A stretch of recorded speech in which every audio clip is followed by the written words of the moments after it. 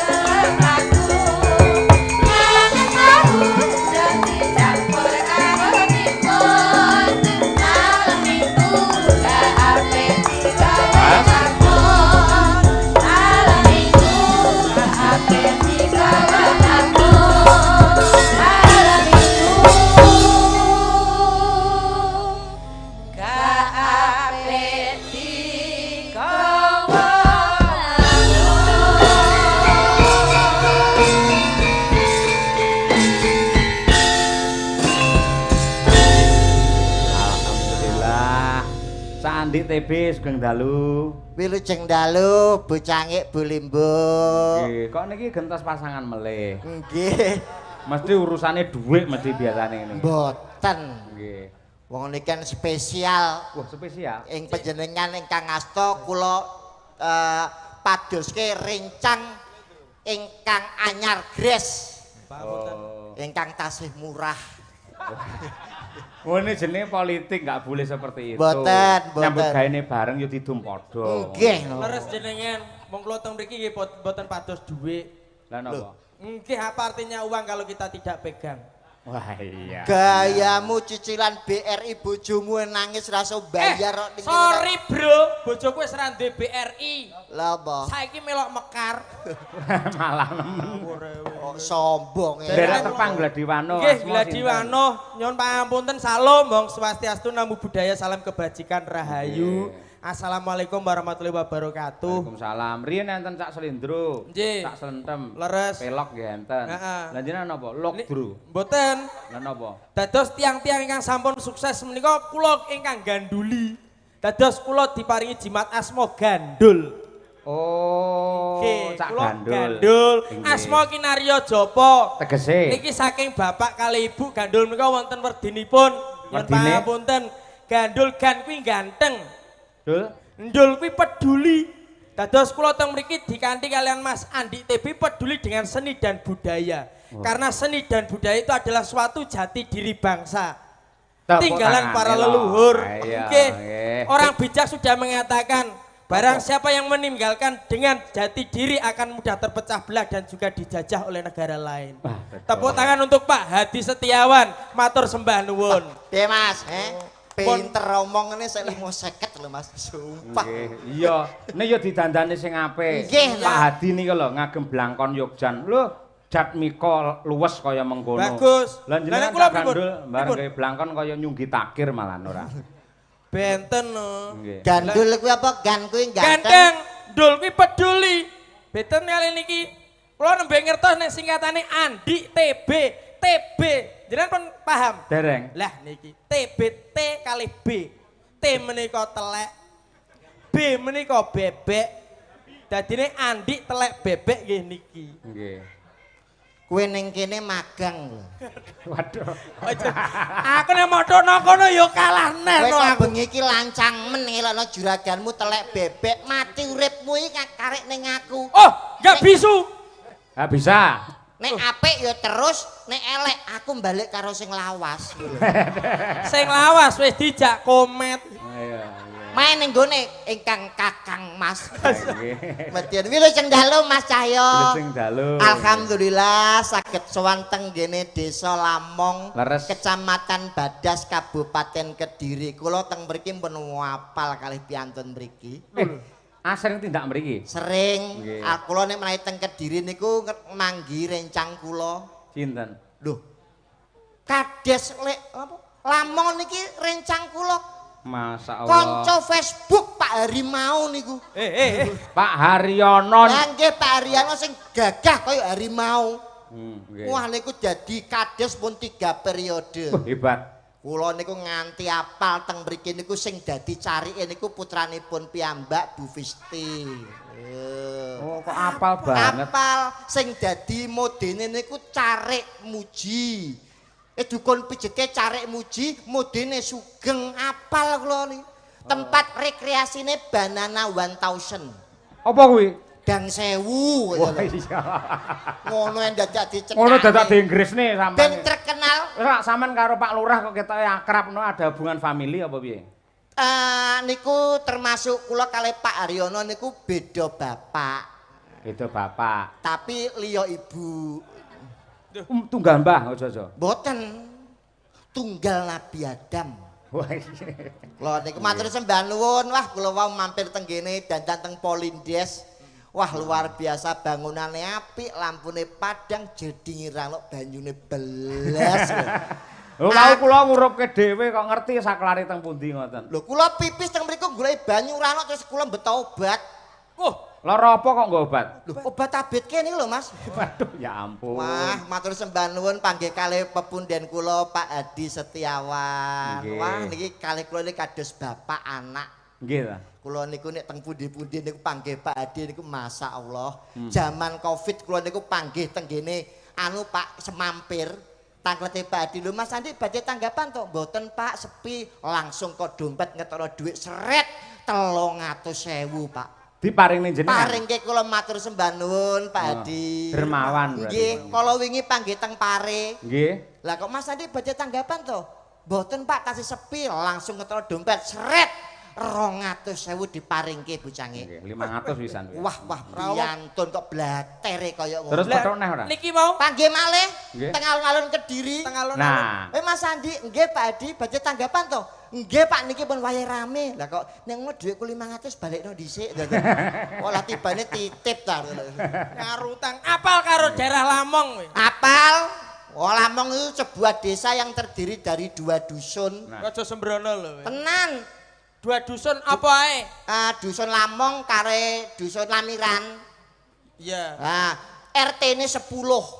RW-ne 10, RT-ne 23, jumlah penduduknya 6.449, rondone 574 lho. Apal Sing kok apalnya nggon rondo barang lho ora. Mergo survei Pak teng mriki. Sampe dagelan apa sensus penduduk iso kaya ngono iki. Nggih ngapalne sithik-sithik. Pelestarian seni budaya Leres temanya. Leres. Nek tapi nek karo rondo iki ya aja disia-sia. Ora guyon kok Mas. Wong jeneng rondo iki wis ra duwe sapa-sapa. Atine aja digek gelo. Apa maneh mok gek kuciwa nek kirane kowe wis ra tresno mbok dititipno ning balai desa. Ben dipangan kami tuwa. Alah iki. Kami tone wedo wis papunten. Papunten nggih macange Bu Limbuk. Wah saestu lho kados kesugrukan Gunung Sari Kaluberan Segoro Madu kula panggih jenengan. Sastrane luar biasa. Matur sembah nuwun Kicah Yokuntadi. Kang sampun kondang sampun viral. Mapan wonten ing dusun Desa Lamong. Lamong niki kula enten pantun. Pantunnya pripun? Kagem warga masyarakat Lamong lan sedayanipun. Mesti ini penuh dengan doa loh. Insya Allah berkah barokah. Nggih. Tuku lontong wadahi tampah. Mugi-mugi wong Lamong pinaringan barokah Allahumma. Alhamdulillah. Tuku lontong lalapane krai, muga-muga wong Lamong kathah rezeki Allahumma. Amin. Masya Pisang kas. Allah. Biji kas. Tuku lontong jangane semur, muga-muga wong Lamong kabeh panjang umur Allahumma. Amin. Masya Selanjutnya Allah. Cak TB aja kalah. Istimewa. Pantunnya Ngono kayak apa? kuwi. Seniman ki harus dikelihatkan seni dan budayanya berkata-kata. Parikan lo isone tuku lontong. Ketok ning arep ndongakno Lamong to. Ngepas Sing kreatif. Tuku kendi dicampur genteng. Cakep. Pak Adi kula rokoke dereng. Iki senengane kok mirang-mirang ning wong iki lho iki.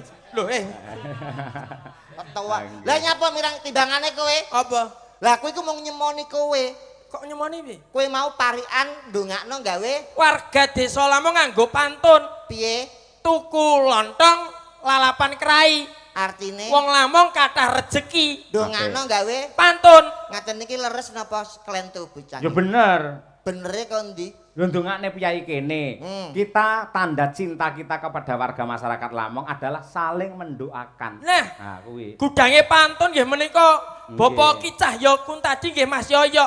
Nek jenengan dos pundi, Mas? Napa? Pantunipun kagem wong Numpak Lamong. andong dinane jemuah. Pak Andong. Artine Artine kabeh piyai Lamong tansah pinaringan berkah barokah. Amin. Apik nggo pantun, B. ngaten niki bener. Bener. Jenengan nate pirsa kiai alim ulama ustad kok dawuh kowe nek ndonga gawe pantun. Nate pireng ngaten mboten? Ora. Lah kok sampean benerno ndonga gawe pantun? Nek sampean ndonga gawe pantun, malaikat nyatete bingung. Kok bingung? Lah nyuwun sewu saiki apa nek gawe pantun imam ning masjid apa ora bingung? Kok iso? Mimpin salat Allahu Akbar. Budal sekolah mangan es krim Bismillahirrohmanirrohim. Main dadu tengah alas full audu biro binas iki salat bare jam piro Donga menika sing prasaja kemawon bloko suta apa anane penonton paham malaikat nyatet ora bingung. Oh, dadine rasa perlu pantun. Donga nggih pantun. Yen sampeyan piye dongane yen ra pantun? Duh, dongakno niku nggih sing bloko mawon mugi-mugi sedaya warga Lamong tansah pinaringan bagas kewarasan, seger waras adoh saka bilai cedak rejeki, ayem tentrem slamet donya lan akhirat. Ngono kuwi wis cukup. Lah terus tambahi piye? Lah generasi penerusnya terus piye cutel. Ya muga-muga padha duwe anak sing lanang soleh, sing putri solehah Allahumma. Amin. Kuwi nek sing ndek anak dan Iya, sing no. ndek anak. Lah ya berusaha. Lah berusaha wong kowe ora ngerti resepe lho. Lho ora duwe anak resepe ya berusaha no tirakat Sewu, lho. Mas. Nggih. Iya ta? Niki enten hubungannya kali kebudayaan. Budaya kan macem-macem to, Mas. Leres. Kula niku nate pikantuk resep saking Mbah. Carane duwe anak niku kula pun ngertos. Nah, iki aku perlu sinau lek iki. Piye piye piye. Niku wonten dua cara nyuwun sewu Pak Adi. kalau mau punya anak itu harus pakai 2 cara. Yang pertama satu lewat medis, yang kedua lewat alternatif. Terus? Lah nek medis? Karo alternatif. Nek medis piye? Medis niku periksa ke dokter kandungan, dokter spesialis yang mempunyai titel SPOG. Apa kuwi? Spesialis ogo-ogo. Lah yo. Aku ora ngerti obat takoni. Lah wong kene yo padha Dokter spesialis, Mas. Kandungan. Nggih, mangke diparingi penguat janin dan juga penguat kandungan insya Allah iso melekat iso ndang meteng. Kuwi Kuwi nek secara medis. medis. Lek alternatif. Alternatif niku diurut, Mas. Diurut piye? Diurut niku maksudnya Oh nganu, dipijet. diurut atau dipijet iki lho. Umpama nyuwun Diurut sewu. ning ngono lho. Niki asmanipun sinten? Birgita. Mbak Birgita niki wis nikah 5 tahun 10 tahun kok urung duwe anak akhirnya gawe jalur alternatif. Niki diurut. Carane ngurut. Di nganu diglonyori nggo minyak. Ora. Gere. Diurut ku maksudnya malam pertama karo bojone, kedua kowe, ketiga aku, keempat Mas Cahyo, kelima Pak Hadi terus Pak Haryono. Mesti duwe anak Mas niku. Sumpah niku. Gah aku lek nomor 4 gah aku. Wah jenengan malah bisa ngarep kok. Kowe iki nek omongan senengane sembrono celometan, iki seni budaya sebagai tolak ukur tuntunan. Tontonan yo iso dadi tuntunan nggih ngoten to Mak Canggih Blimbing. Leres. Dadine omongan iki ora kena saru-saru. Apa maneh sampean di hadapan para lenggah piantun agung, para piyai agung yang istimewa, mulai saking tingkat provinsi nganti tekan daerah desa. Wah, Dinas Kebudayaan ingkang makili Bu Leslie Bu Citra Leslie tesih Pertiwi. lenggah nggih. Bu Leslie tesih lenggah. Wah, Bu Leslie Pak Hadi lho menika piantunipun. titele wae esos. Apa? Sarjana sosial. Wah, kados bojo kula, Bu. Lho, bojone piye ndek titel? Bojo kula elek-elek niku titele nggih SPD MMD. Wah, sarjana pendidikan. Saya ngomong sapa? Lah Master Manajemen. SPD MMD kok sarjana pendidikan. Apa? SPD MMD niku sekolah pedodel mergo meteng dhisik. Cukup pacaran 2 tahun terus meteng. Ra kena nggih contoh babar Mboten belas. contoh, nggih nggih. Nggih contohi Pak Hadi lho. Nyapa? Pak Hadi Setiawan iki lho. Nyapa? Loh, pemimpin yang sangat luar biasa. Wakil rakyat. Wakil rakyat yang merakyat. Betul. Manggone ning gone provinsi. Hmm. Niki alhamdulillah iso ngehi contoh ning gone wargane contone Bapak Haryono pinangka Bapak Lurah sing biyen ra tau wayangan, hari ini wayangan. Tepuk tangan untuk Desa Lamong. Loh, iki ya mergo pemimpinan yang tegas, yang bijaksana. Tan bedane kados panjenengane. Nggih. Nyapa? Ki Cahyo Kuntadi. Ngopo? Iki ya pemimpin pada pagelaran malam ini kabeh iki didorong saking doa orang tua dan dukungan seorang istri. Betul. Lah nyapa lho kok apik-apik Mas Cahyo wis ngerti nek Mas Cahyo tuh kene dadi dalang aku wis ngerti. Lho lah ya. Lah ngopo? Lho hebat lho Pak Dalang pemimpin ki abot lho. Dalang kok abot iki sing ngomong sapa? Mimpin para yoga sinden, tukang son, tukang terop kabeh. Iki pimpinane Pak Cahyo. Nyuwun sewu. Mangke ngoten to nggih? Nggih no. Nyuwun sewu Pak, kula tak tanglet dalang niku abot napa enteng? Abot. Lah nek abot nyapa ben-bengi tanggapan. Loh, Iya to saiki. Nek Kula abot menika- niku diselehno nek enteng digawa. ora ngono. Kula niku lak dadi kanugrahan saking Gusti ngantipun paringaken dumateng kula menika lak Nggih. iso ndalang. Betul. Kula syukuri. Nggih. Akhire nggih mayang niku abot kaya ngapa, waton iso gawe bungae tiyang kathah niku tegese dadi pahala. Abote nggen pundi? Loh, wiwit saka pucuk rambut nganti jempol sikil nyambut gawe sewengi. Lah rumangsane yoga niki mboten nyambut gawe. Yoga niki nggih nyambut gawe, Pak. Ning enek sing kurang. Napa? Mripate padha nyambut gawe ya, yoga Nggih. kali dalang. Nggih. Kupinge ngrungokne. Nggih. Lambe penggirong kaya sing kaya kuwi kan enek ya. Nyuwara, nggih. Nyuwara gitu. Terus Ning yen pengrawit kakinya diam, yen dalang tukang jaipong niku sikile nggih obah, Pak. Nek ora dipenyet ngene iso bam bam bam, ora iso bem bem bem. Oh, Abote iya. nggih pundi? Jenengan dugi mriki nggawa debok ora? Ora. Lah nggih enteng. Wong teko rene ra usung-usung debok karek dok dok dok dok. Oh, 90 yuta. Dok dok dok dok. Oh, 100 yuta. Abot apa enteng? Ya abot tetepan mergo aku nggawa cerita. Aku ki sutradara atau pimpinan pertunjukan. Dadi sukses utawa orane wong sak panggung gumantung dalange. Gawe cerita. Apal mboten? Apal. Enteng apal kok. Nek ra apal kuwi abot. urung lek menyampaikan wejangan-wejangan petuah-petuah upamane Satrio sing apik iku kudu sepi pamrih rame gawe seneng tetulung marang pepadaning urip men uripmu piguna tumrape nusa lan bangsa gawe kata-kata ngono kudu apal dibayar mboten dibayar ya enteng dibayar to Pak nek ora dibayar kuwi abot kuwi jenenge jer basuki mawa beya maksude tegese kelakone Panjangka kudu mawa pangorbanan gandeng aku wis rekoso imbalan kebijaksanaan yang terbaik oleh Bapak Hadi Setiawan akhirnya aku didhawuhi mayang menghibur masyarakat Lamong judule napa niki wayangan napa judule lakon Wahyu Katentreman jenengan iso nglakokne mboten ya iso enteng niku Pak kok ngeyel iku lho Pamunten Mas Yoyo pamunten nek ra iso nglakokne bingung niku nembe abot Ning Wahyu Katentreman iki versine akeh. Piye carane men iso beda-beda ngono kuwi. Saged mboten jenengan? Iki lakon iki beda karo sing wis-wis. Saged napa mboten? Yo genah iso tanggung jawabku kok. Ayo enteng. Sampeyan kok ngeyel to, Pak? Sekedap kula belani niki. Ndik, Andi. Dalem. Kowe tau ngemut mercon bledos ning cangkemmu. Nesu jenengan iki. Lah sampeyan nyepelekake gaweane dalang. Mboten nyepelekne, Pak. Kowe arep bela apa? Engko sik to. Kowe iki lho ning ngene iki lho melok sapa? Melu sapa piye? Kok ora mikir ora sadar diri lho. Sadar diri. Omamu Tuban. Heeh. Aku mbloro mok bel, mok kenake Mas Yoyo. Kowe teko kene iki lumantar Mas Yoyo, Pak Dalang. Wis ngerti. Mati urip iki tergantung karo Pak Yoyo. Mok wilang-wilangke mok isen-isenke. Kok iso mati urip tergantung Mas Yoyo? Lho, sing nyekel bayarane sapa? Sing nyekel bayarane kene. Pak Yoyo lah yo, ngene nganti Pak Yoyo gelo kowe ora dibayar. Kene mek nyekel tok sing bayar iku Dinas Pariwisata Kebudayaan karo Pak Hadi. Ning diliwatne aku. Lah nggih cara tuku mobil jenengan niku makelar. Aduh. Kok sing ngeyel Angkrek. Nggih napa mboten nyuwun sewu? Ora beda karo makelar beda. Lho, nyuwun sewu. Piye? Sing ngebel kula kan jenengan. Aku. Mas tanggal 22 wayangan ning gone Lamong Badas Kediri. Bener. Saged napa mboten aku tak. Saged sing ngebel jenengan. Nggih. Sing bayari sinten? Sing bayari ya panitiane liwat aku. Lah nggih jenengan liwat hitungane sampean ki Bang Mekar mung diliwati tok. Sep. Lho kok ngeyel. Lambene syukur jeblak aku ora trimo lek carane ngono kuwi. Ora trimo kula dereng menehi kok. Oh, sik.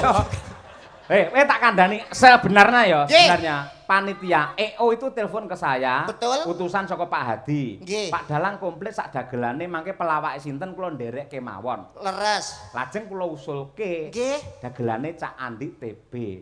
Lah upamane sing tak usulke dudu sampeyan, bengi iki sampeyan merongos ning omah. Ora mungkin. Lho kok ora mungkin? Mergo bengi iki sing nganggur karek aku tok. Liyane itu tanggapan gelem ra gelem ya aku karenan.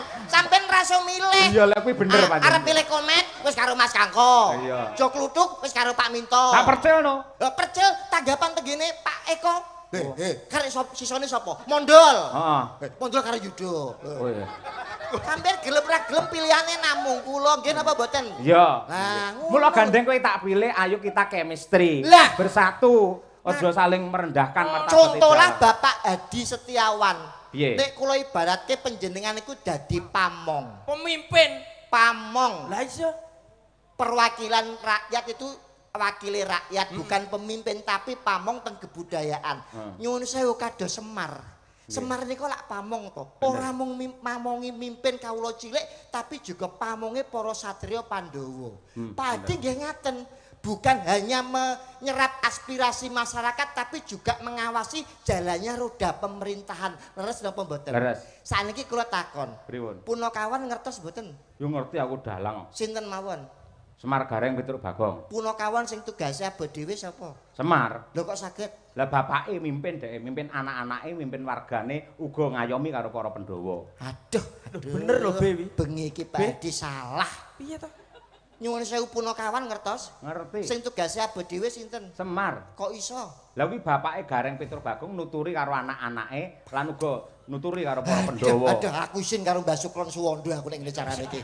Aduh, jatuh martabatku. Kowe aja nyandak-nyandak bapakku ngopo teko bapakku barang. Semar ki abot lho. Ilmune jenengan aduh kurang jangkep oleh nyerep ingkang rama. Sampeyan ora ngerti wayang, lakon sing akeh magepan karo Punakawan, mesti Semar mbangun kayangan, Semar boyong, Nggih. Semar mbangun jiwa. Biyen erane Pak Harto, Semar mbabar jati diri. Selalu Semar Bangun niku abot. abot. Punakawan sing tugase abot niku mboten Semar. Lah sapa? Bagong. Kok iso? Lho Bagong riwariwi Surabaya Tulungagung, Kediri Malang, nggawa penumpang ben bino ora tau sambat. Rena keprondasmu kowe. Loh, kok jenengan nesu niku Kuwi pripun? bis. Lah jenenge bis napa? Bagong. Apa eneng bis Semar? Kok ngeyel niku lho mesti. Tak bacok sisan lho. Apa Bagong niku? Dalang kok padake kok bis iki lho. Ning Ponokawan sing sugih dhewe sapa? Punakawan sing sugih dhewe Prabu Puntadewa. Ponokawan. Punakawan iki Semar Petro Bagong Gareng. Nggih anu to Gareng, Gareng anak mbarep mesti sugih. Ora iso. Desa sugih si dhewe sinten? Semar. Lah kok saged? Duwe toko Mas Semar nang Tindi ora ya. Wayang sing nggone omahe ra tau sepi sinten? Semar. Alah Semar iku sosok ana sepine. Kresna. Alah Kresna sosok tinggal arisan bring sepi. Ora ngerti to? Ngerti. Wayang sing omahe rame dhewe niku Baladewa. Kok iso? Oh Baladewa saiki barange ayu-ayu kabeh, Pak. Cah cilik-cilik wah tenan rame lampune kelip-kelip.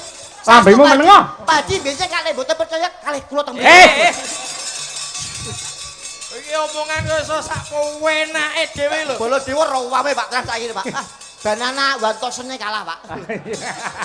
Iki ra kok Loh, nek mboten percaya jenengan tanglet iki lho. sapa? Loh, niki nek wah piye to? Lusi Brahman. Lusi Brahman niku pegawai negeri, Bener. sosone bengi tanggapan. Tapi nek mboten mayang, niki tenggene Baladewa, Pak. Usaha Kowe aja menghina lho kowe. sae Fisnah lho kowe. wira swasta, Pak. Ngopo? Bakulan es. Kok es? Es mari Mas. Piye no wi? Dadi nek ana wong lanang liwat, mari Mas. Mari Mas karo Pelecehan. jas jus.